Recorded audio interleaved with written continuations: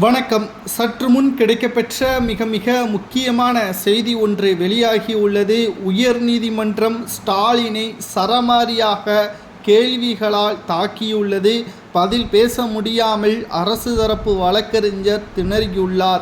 அதாவது, தமிழகத்தில் ஆட்சி அமைப்பதற்கு முன்பாகவே தமிழக மக்களுக்கு தேர்தல் வாக்குறுதியாக டாஸ்மாக் படிப்படியாக குறைக்கப்படும் என்பதை தெரிவித்திருந்தார்.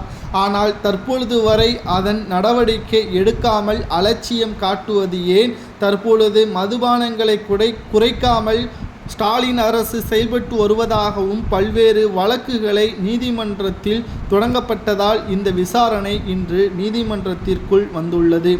அதாவது, தமிழகத்தில் ஒட்டுமொத்தமாக பல்வேறு குற்றச்சாட்டிற்கு முதலாவதாக இருப்பது குடிதான். அதை தமிழக அரசை ஊக்குவிப்பதும் விளம்பரங்கள் மூலமாக குடியை கெடுக்கும் என விளம்பரம் செய்தால் மட்டும் போதாது, படிப்படியாக குறைப்பதாக கூறிய வாக்குறுதி என்ன ஆனது என்ற கேள்வியும் தற்பொழுது நீதிமன்றம் கூறியுள்ளது. அதாவது, தேனி பூதிப்புரத்தை சேர்ந்த வழக்கறிஞர் குமாரலிங்கம் என்பவர் உயர்நீதிமன்ற மதுரை கிளையில் பொதுநல மனு ஒன்றை தாக்கல் செய்திருந்தார்.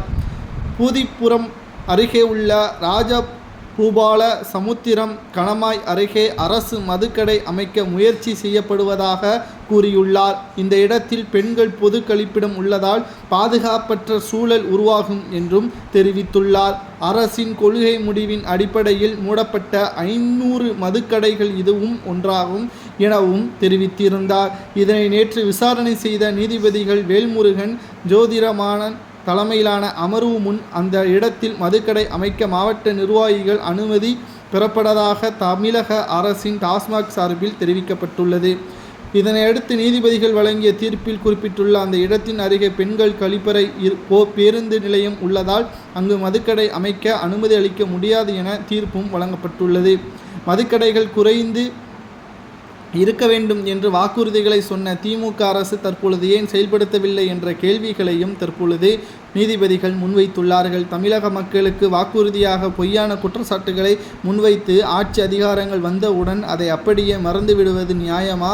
இது தமிழக அரசு செய்கின்ற துரோகமாக தெரியவில்லையா என வழக்கறிஞரும் கேட்டுள்ளார். இதற்கு தக்க பதிலடிகளை தேனி மாவட்ட மக்கள் தெரிவிக்க வேண்டும் என்றும், தற்பொழுது தமிழகத்தில் அடுத்த ஆண்டு நடைபெறக்கூடிய சட்டப்பேரவை தேர்தல் திமுக சாதகமாக வெற்றியடையக்கூடிய தேர்தலாக அமையுமா அல்லது எதிர்க்கட்சி அந்தஸ்தை கூட இழக்கக்கூடிய தேர்தலாக மாறுமா என்பதை உங்களது கருத்துக்களை மறக்காம கமெண்ட் வாயிலாக கூறுங்கள்.